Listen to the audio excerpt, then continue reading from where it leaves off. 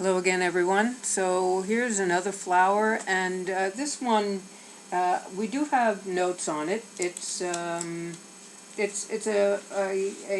wrapping and bending and folding process that this flower uses to actually render its construction, and it's kind of an interesting piece.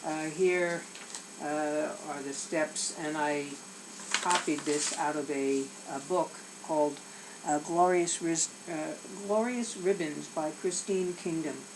And so here's what it looks like. I have one that I've done in grosgrain ribbon, and another out of a narrower satin ribbon. So the narrower the ribbon, the smaller the rendition here.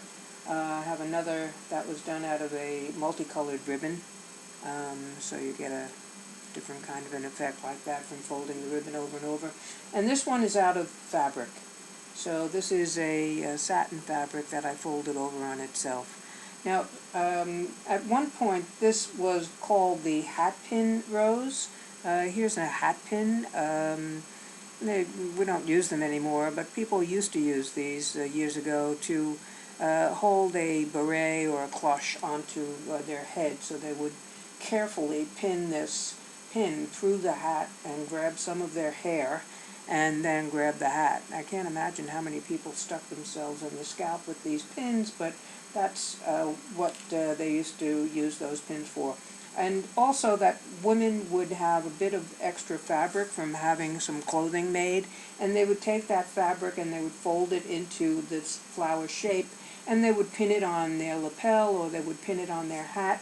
So this way they could kind of embellish their look that way.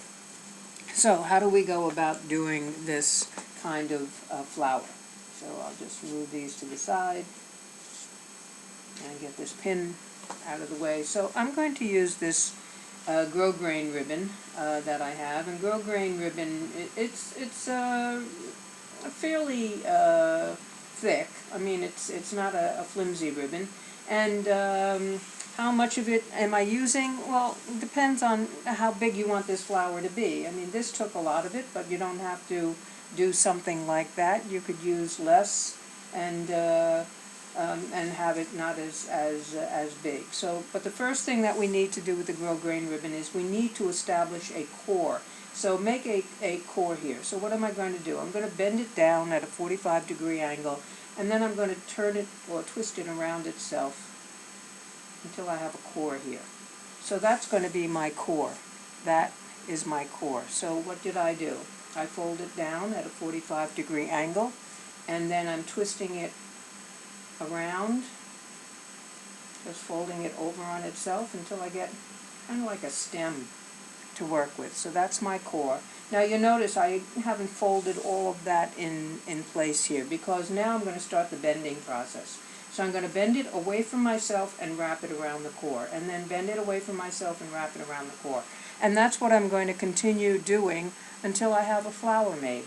So I'm going to bend it away from myself, and I'm not losing that fold there. That's going to become part of the outside of the flower. So I'm bending it away from myself and wrapping it around. And I still have a little bit of a fold here. I'm going to bend it away from myself and wrap it around. And I still have a little bit of the fold there too. Bend it away from myself and wrap it around. And sometimes the fold gets a little bigger, sometimes it doesn't. It depends on how you're wrapping it and how much ribbon or fabric you're using.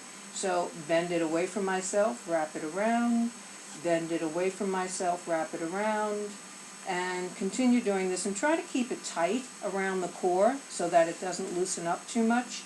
So bend it away, wrap it around, bend it away, wrap it around. And you can see, I'm getting a nice little rose here.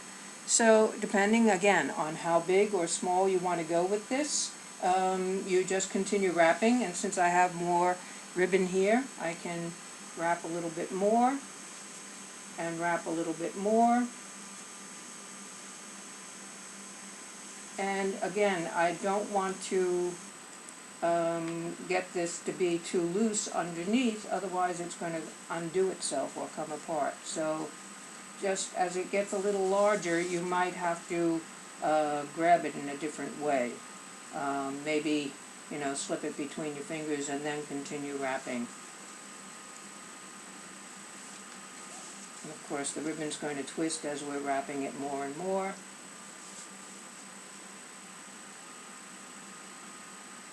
But let's take a look at it again and we'll see what we have. So it's grown a little bit more. And if I want it to be a little bit larger,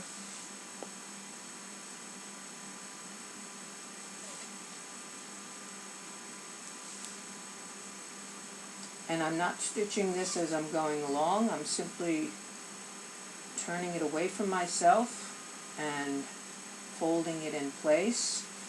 And if I think that I have enough of that done now, then what I can do is I'll turn it over on the back, and you see what that's what it looks like on the back here. And this is the stem. So it's wrapping around itself. And now I can take that pin, hat pin, and I can stab it through, and it will hold it in place. And the extra here, I can either take that and do something else with it, or I can cut it off. So up to you what you want to do with that. But that is our hat pin rose. So it's another rose that that you can make. And again, a ribbon that has a little bit of structure to it, or fabric that has a little bit of structure to it, is suitable for making this. Now, again, if you want to keep it permanent and you don't want to just hold it together with the pin, you could stitch this around in the back, and that would certainly hold it together.